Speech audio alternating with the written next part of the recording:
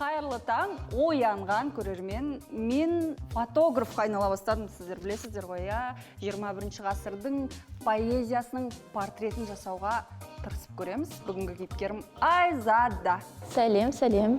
Менің объективімнен көрінуге дайынсыз ғой? Әрине. Кеттік. Мына жерге тұрыңыз. Әдемі фон таңдап қойдым сізге. Қандай өлең алып келдіңіз бүгін? Бүгін сіздерге драма деген өлеңімді алып келдім. Махаббат туралы? Әрине. Өзі поэзия дегеніміз ол парасат пен махаббаттың үйлесімі деп өзім есептеймін. Махаббат бар жерде поэзия әлбетте бар. Жақсы, кішкене ашылыңыз суретке. Бұл сіздің портретіңіз, Айзада. Жалпы фотоға түсу өнері мінезді қыздарға өте қатты жарасатын сияқты. Мен кішкене тұйықтау немесе қалай айтсам бір тоғалау адам болғандықтан жалпы бейнемді сіздерге көрсете алмай қалуым мүмкін.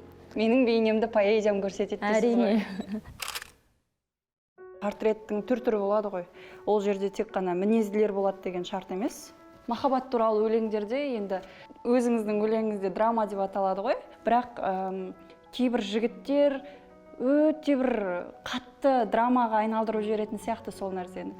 Мен сенің есігіңнің алдына келдім, сен маған қарамадың, қош бол енді, менің қадірімді білмедің деген мағынаға соятын өлеңдер бар да, ол дүние меніңше поэзиядан сәл алыстау сияқты, сіз қалай ойлайсыз? Қалай айтам, жалындаған 18 бен 20 жастың аралығында ондай өлеңдер жазылуы мүмкін, бірақ ер жете келе, есейе келе, ақыл толыстыра көре келе ер азаматтарымыз азаматтық лирикаға көбірек ойысатын сияқты көрінеді маған.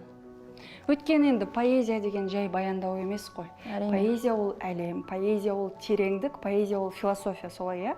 Солай түсінген адамға солай. Бірақ оны біз философия екенін түсініп қолымызға қалам алған жоқпыз кішкентайымызда. Ол бәрібірде Алланың берген бір таланты бізге берілген. Ол қандай жағдайда дүниеге келетінін мен өзім сіздерге оны ашып түсіндіре алмаймын ғой өлеңді. Қандай эксперименттер жасағаннан көрі адам жан дүниенің үстіндегісін лық еткізіп қағазға түсіреді, ал оның әдемі поэзияға айналып кеткенін өзі де түсінбей қалатын сияқты меніңше. Өзге айтатын не қалды ештеңеде, бір ауыз сөз түспейді еске неге. Бұл біздің қош десетін жол айырық мен босаттым, сен де сөйт өкпелеме. Махаббаттан алмаған қалды неміз, бірге бөтен алт іздеп паң күлеміз. Ел алдында бақытты болып жүреміз, таусылғалы о қашан әңгімеміз. Кеудемізде мұң майдан бөлек егес, жұбатпашы өтінем керек емес. Өлең жазбай жүргенің сылтау емес, өлең жазбай кеткенім себеп емес. Шашыламыз, жаңадан құраламыз, махаббатқа жарасқан бірақ аңыз. Сен кетесің, мен қалам жылап үнсіз, аяқталсын осылай драмамыз. Өте жақсы, ұйқастары да әдемі. Барлық оқырманыңызға өзіңіздің жаныңыздан, санаңыздан қалыптастырған бір ортақ образ бар ма? Менің оқырмандарым ең бірінші сол студент жастар, сол нағыз лапылдап жүрген, жалындап жүрген жастар, махаббаттың, ғадауаттың майдандасқанын ең алғашқы махаббатты сезініп көрген жастар, сондай сәттерде менің өлеңдерімді іздейтін сияқты көрінеді маған. Яғни сіздің өлеңіңізден өздерін таба алуы тиіс деген ойдасыз, иә? Тауып жатқан сияқты көрінеді. Ал сіздің өлеңіңіз арқылы өзін тапсашы?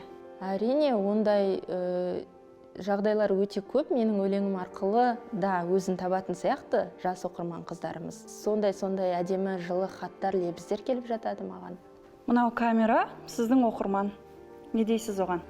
Мәртебелі поэзия, биік асқақ поэзия, бекзада өнер поэзия өлмесін дегім келеді.